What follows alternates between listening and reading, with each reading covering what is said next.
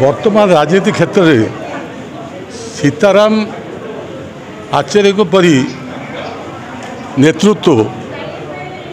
विरल एवं आमे के आशा करी नथिलु जे ये सामान्य एक रोगरे से आमठू चलीजे एवं सी चलीजा परिवार पर जी क्षति ही नहीं विशेष भाव में भारत वर्षर राजनीति विशेष क्षतिकारक होई दृष्टि आमे भगवान पाखरे प्रार्थना करुचु जे सीताराम आचार्य जो लक्ष्य उद्देश्य नहीं तुम्हें राजनीति आरंभ कर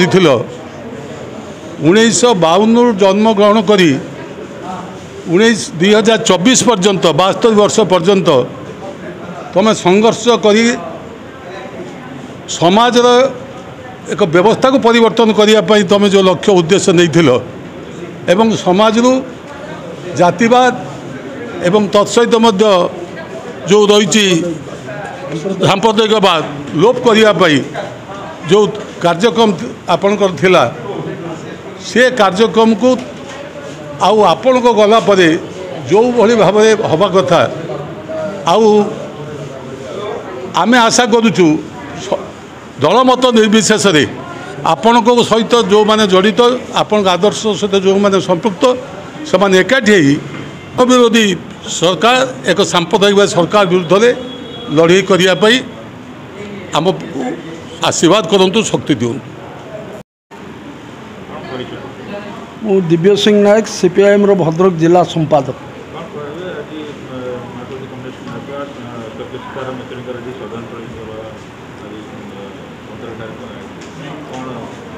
आपण भल भाव जानते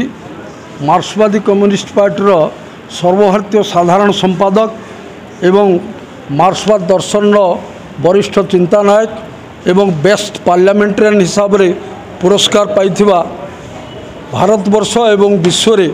बहु परिचित वामपंथी गणतांत्रिक आंदोलन कर्णधार साथी सीताराम येचुरी सेप्टेम्बर मास 12 तारिख रे देहांत होइथिबारु आज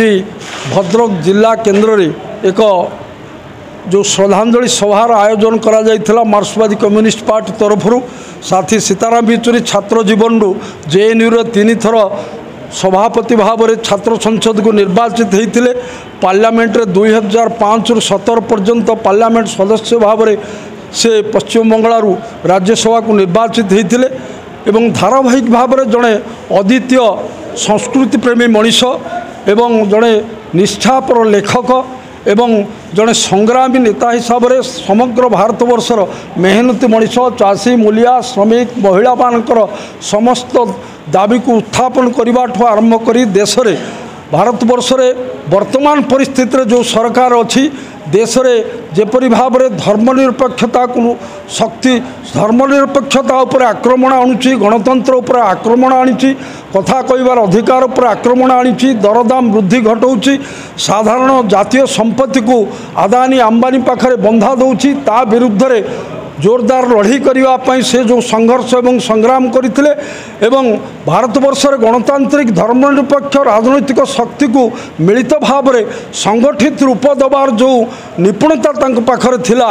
तांकर विदाय सबुठू एक क्षति घटी भारतवर्षर 140 कोटी लोकों धर्मनिरपेक्षता उपर विश्वास करुवा मनीष गणतंत्र को विश्वास करुवा मनीष तेणु तांकर से चिंता चेतना कार्य को आम पूरण कर पारे ता ही हम श्रेष्ठ श्रद्धांजलि।